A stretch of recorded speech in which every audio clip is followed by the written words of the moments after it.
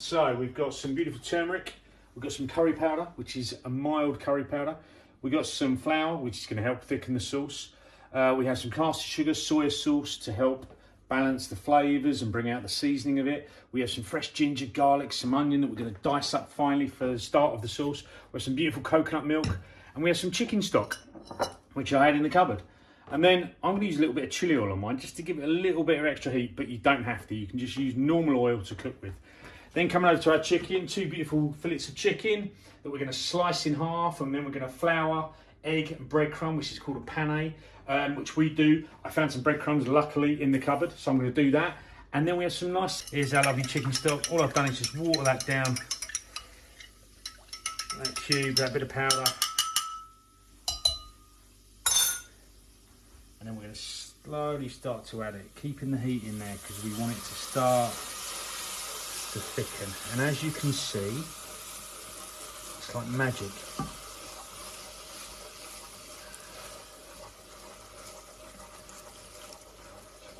We're starting to get katsu. And there we go, a little bit of stock at a time just to make sure we stir it out. Now with the coconut milk, we'll give it a little mix before we start.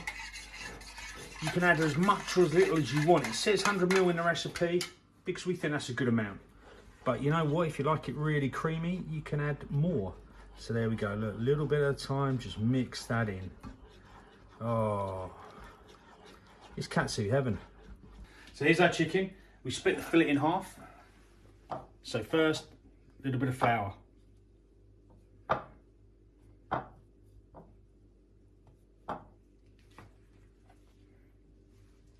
little bit of egg.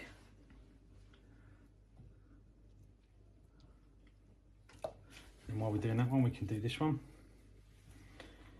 And then, in those beautiful breadcrumbs.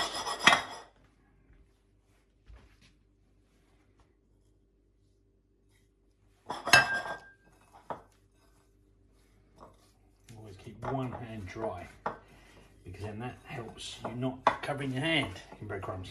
So you're not going to fry your hand, hopefully not. Don't need loads of oil to deep fry it, so we're just going to make sure we've got a good heat, but be very careful when you're doing this at home. This is very risky to make sure you don't burn yourselves.